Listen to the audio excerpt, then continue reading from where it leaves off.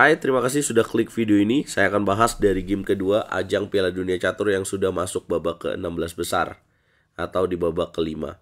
Nah, teman-teman, saya akan bahas dari game yang sangat spesial, Levon Aronian melawan Arjun Erigaisi. Kemarin di game pertama mereka remis, dan ini game kedua. Pasti kalian harus nonton ini ya, karena ini salah satu game terbaik juga nih di babak kelima ini. Brutal dan akurasinya sangat tinggi. Bagaimana itu bisa terjadi?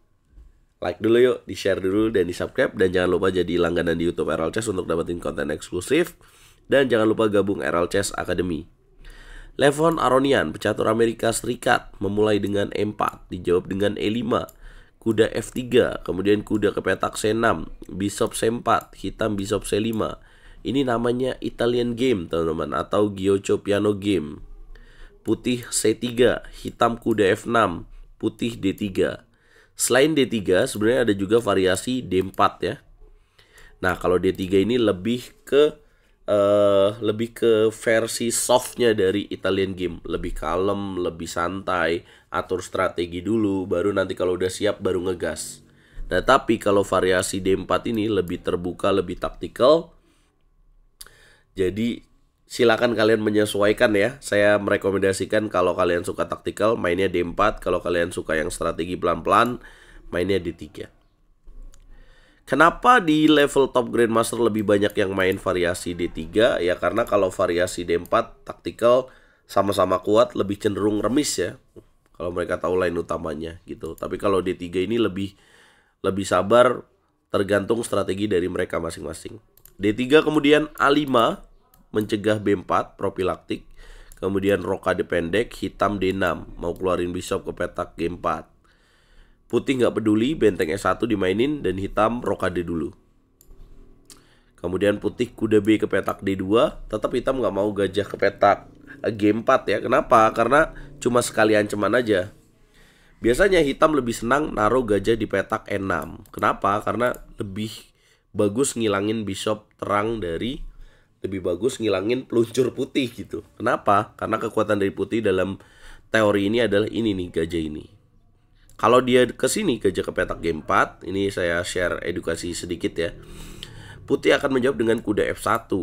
Kemudian apabila let's say hitam di sini H6 mencegah bishop G5, putih akan H3. Gajah mundur ke sini dikejar terus. Nah, setelah pertukaran ini malah menguntungkan untuk putih ya kan? Karena petak F5-nya kosong dan akan memberikan kenyamanan buat putih naruh kuda di sini. Counter aja di sini. Gajahnya tetap ada di sini. Wah, ngeri banget. Itulah kenapa nggak naruh gajah di petak G4, tapi taruh gajah di petak E6. Kemudian putih gajah ke petak B5. Ya, karena tadi saya udah jelasin ya, karena gajahnya penting, nggak mau lah ditukar. Gajahnya dijaga untuk ke sini biasanya. Nanti lanjutin serangan ke sayap raja. Hitam pun menjaga gajah terbaiknya, gajah gelapnya, gajah A7. Putih kuda F1, hitam kuda E7. Kemudian putih dobrak lewat peon center D4 untuk menutupi kekuatan ini. Hitam kuda G6 jaga peon ini. Putih kuda G3, hitam C6. Gajah ditarik ke sini malah. Gajah F1. Kenapa? Ya karena dia pengen fokus untuk bisa terbuka ininya. Nggak mau naruh di sini juga. Biasanya putih akan lanjutin dengan kuda F5, nanti lewat sini juga bisa, teman-teman. Ya, atau sabar dulu lah di petak F1. Hitam gajah ke petak G4, putih gajah 3. Menopang pion ini ya. Kemudian makan lagi dan D5. E5 taktis, kalau makan rugi dong, kudanya kuat. Kuda ke petak E8. Kenapa kudanya E8? Sini berhubungan dengan langkah berikutnya. Gajah ke petak E2, hitam F6, dobrak. Kemudian dimakan lagi. Nah, sejauh middle game ini ya, kita bisa katakan ini udah masuk ke permainan tengah. Perwira udah keluar ya, raja udah rokade, udah aman. Siapa yang lebih enak, teman-teman? Kalau kalian bisa ngitung, lebih enak hitam ya. Kenapa? Karena putih nggak ada tekanan nih, pasif cenderungnya. Sementara hitam dua gajahnya aja aktif banget nih. Terlebih ada tekanan pada pion D4. Nah, putih lanjutin dengan Queen B3. Pertukaran dilakukan pada petak F3, dimakan balik dengan bishop, Queen D7. Kenapa ditukar tadi gajahnya? Ya biar nggak kuda E5 tadi. Jadi nggak ngasih ruang buat Levon Aronian. Benteng A D1, langkah 21, hitam H6. Langkah 22 bishop ke petak E2, benteng A ke petak E8, gajah ke petak D3, kuda ke petak H4. Cakep banget. Mencegah ini, menyerang sini juga. Putih F3, biar kudanya nggak bisa masuk nih, biar nggak bisa ke sini juga. Hitam kuda H7, manuver dilakukan. Kemana itu kuda? Mau ke sini. Lah nanti dimakan dong, nggak apa-apa kan D4-nya lemah. Gitu guys. Gajah B1, kuda ke petak G5. Queen C2, nih tutup langsung G6. Raja H1, Queen F7. Nemenin ini sekaligus, wah ini nih. Mau melakukan sacrifice the knight, kalau dimakan makan lagi, dapat dapat bishop di sini. Putih taktis, Queen ke petak F2, hitam manuver bishop B8. Ini cakep banget tuh gajah B8. Langsung counter ke sini. Ya, putih ini cenderung kayak ibarat lagi main tinju, kayak cuma nangkis-nangkis doang ya. Tadi sih ada ancaman dikit. Putih kuda ke petak F1, hitam kuda F5, diancam ya. Kemudian putih bishop D2, hitam bishop C7. Dijaga, sabar dulu. Langkah 31, putih kuda E3. Kasih pion tuh di petak D4. Taktiknya kalau dimakan, maka jebakannya adalah kuda G4. Jadi pion racun tuh. Nih, skakster. Kalau kudanya balik, dimakan pakai gajah, ada skakster. Jadi kalau udah skillnya jago, jangan lagi ngeliat pion gratis, langsung ditubruk aja tuh. Pikirin tuh, ada jebakan nggak? Ada jebakan ya. Lebih pilih kuda makan kuda, gajah makan kuda, kemudian hitam raja G7, dibiarin makan ya, malah ngebuka jalur H, seneng dong. Nah, sebenarnya Levon Aronian melakukan blunder. Menteri F1.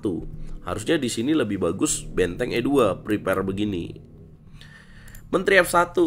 Ya namanya main udah lebih dari 1 jam ya. Bisa juga Grandmaster pusing ya kan. Karena intens mainnya, tekanan tinggi, pressure-nya berat gitu ya. Apa sih yang harusnya dilakukan oleh hitam di sini? Coba lihat, perhatikan ancaman yang sudah dibuat hitam. Pinter banget kalau kalian lihat gajah makan H2. Boom, sacrifice the bishop. Kalau dimakan, sacrifice the rook. Kalau dimakan lagi, Queen F4. Jadi buang bishop, dapat 1 pion keunggulan. Raja H1 makan E3. Nah, mungkin teman-teman bertanya, lah tapi kan bisa gajah G5 tadi. Betul. Mungkin ini yang nggak dilihat sama Arjun, dia takut kayak gini. Padahal ada gajah G3 guys. Tujuannya apa? Ini gajah mau kemana? Kalau gajahnya balik ke petak D2, menteri F6 nih. Checkmate-nya susah dihindarin. Mau ke petak H2. Nah menariknya, Arjun yang elo rating 2773 juga pressure-nya mungkin tinggi ya. Dia nggak ngelihat itu, dia nggak mau menang dengan gampang mungkin. Dia melewatkan taktik dengan pilih benteng E6. Kalau tanya kenapa dia nggak ngelihat itu, sedangkan saya melihat ya kan, saya menganalisa. Gampang banget jawabannya. Nah, kalau secara permainan, kita bisa lihat menit 20 kemudian menjalankan menit 19, 1 menit. Kayaknya terlalu cepat ya buat Arjun dan tidak melihat kalkulasi ini. Mungkin kalau dianalisa juga dia pasti, wah, nyesel juga nggak ngeliat ini. Apakah ada kesempatan buat hitam menang kembali? Ada kesempatan kedua. Putih melanjutkan dengan bishop G1. Hitam benteng F ke petak E8. Dilakukan pertukaran kembali. Kemudian putih A3. Bingung nih kayaknya. Harusnya lebih bagus Queen D3. A3 nih kayak langkah yang percuma ya. Wasting time aja. Langkah menunggu. Mungkin mau begini ya. Tapi damage-nya nggak berasa lah. Hitam melanjutkan counternya dengan H5. Putih Queen F2. Dan hitam Queen F4. Nah, diserang begini, bikin Levon Aronian panik lagi dan dia blunder benteng E1. Kalian tahu langkah pamungkas dari Arjun yang bikin Levon Aronian menyerah? Berhubungan sama tekanan ini. Apa jawabannya guys? Sacrifice the knight pada petak H3. Boom. Menyerah. Kalau dilanjutin, apabila dimakan kudanya, benteng makan benteng, dimakan balik, dan boom, skakmat. Kalau misalkan kamu makan Queen F1, maka makan G1 dulu. Benteng makan benteng, skakmat pada petak H2. Kalau makan dulu bang, Queennya, makan kuda, dimakan sini. Harus makan, dan boom. Lah, kalau dimakan raja gimana bang? Queen F1, makan pakai raja.